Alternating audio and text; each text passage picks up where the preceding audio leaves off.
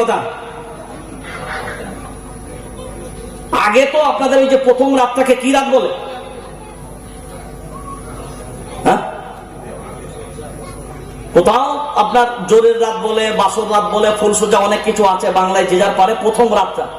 তো আগে আমরা জানতাম যে ওই রাতে আসা মানে পরিচয় পরিচিতির রাত। কথা বলে না, হ্যাঁ, তোমার নাম, সবকিছু, ঠিকানা, কি করেছো না করেছো, পরিচয় পরিচিতি হবার রাত। আর এখন পরিচয় পরিচিতিকে ওই রাতে আর করার টাইম আছে? কথা বলে না, সব আগে হয়ে গেছে।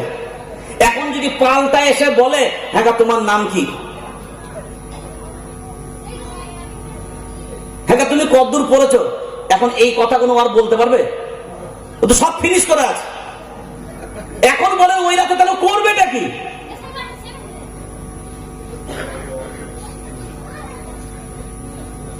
এবার যারা এগুলো করছেন সমাজকে ধ্বংসের পথে ফেলে দিয়েছে।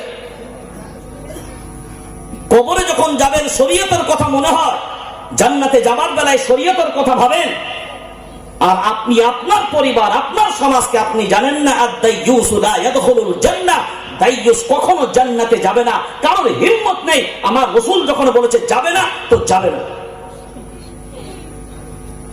রাসূল যেটা বলেছেন যাবে না, তো যাবে, এটা কি না যাবে না? কোনটা? তো দাইয়ুস কারা? অরিজিনাল দাইয়ুস হলো তারা দ্ব্যর্থহীন। বলেন বাক্যটা, দ্ব্যর্থহীন আর ব্যর্থহীন। কি বললাম? আর ব্যর্থহীন গার্জেন যারা, অরিজিনাল দাইয়ুস হলো তারা। পরে আর কি হবে? সবকিছু তো ফিনিশ হয়ে যাবার পরে হয় বাপকে গলায় দড়ি দিতে হবে, না মাকে গলায় দড়ি দিতে হবে, না পাড়ার মানুষের কাছে ছিঁচি আর অপমান হতে হবে। সমাজ এটাই তো চলছে। আমি বারবার একটা কথা এই জন্য বলি, আহা, কি হোয়াটসঅ্যাপ, কি ফেসবুক, কি চ্যাটিং আর কি ফিটিং আর কি সেটিং যে হলো, হাই রে আফসোস। 6 মাসের চ্যাটিং, 3 মাসের সেটিং, 5 দিনেতে ফিটিং। এখন যদি খুব বিবেক দিয়ে বলেন, এই 6 মাসের সেটিং আর ফিটিং আর সেটিং এ বাপ বলছে বিয়ে দেবো না, মা বলছে দেবো না, বলে দিবি না তো কি হয়েছে, অসুবিধা হবে না? অসুবিধা হবে না। বলে করবিটা কি? বলে একসাথে জোড়া জোড়া গলায় দড়ি দেবো, জোড়া জোড়া বিষ খাবো।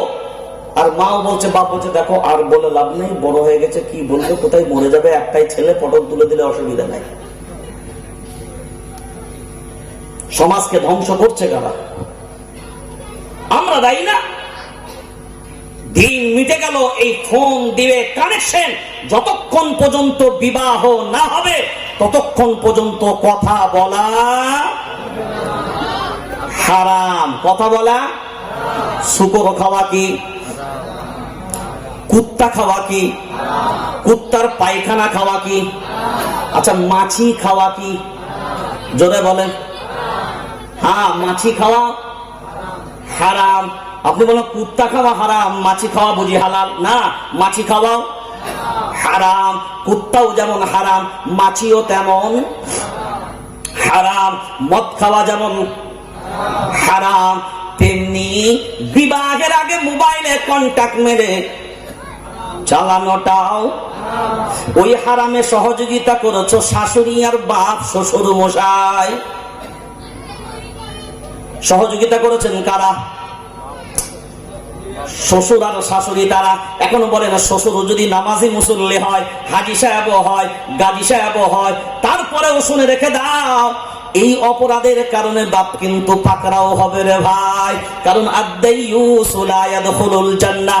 আর অন্য জায়গায় কোরআনুল কারীম 22 নম্বর পারা 6 নম্বর সাফায় আল্লাহ বলেন, ওয়া ক্বালু রাব্বানা ইন্না আতা'না সাদাতানা ওয়া কুবারা'ানা ফাআদাল্লুনাস সাবিলা।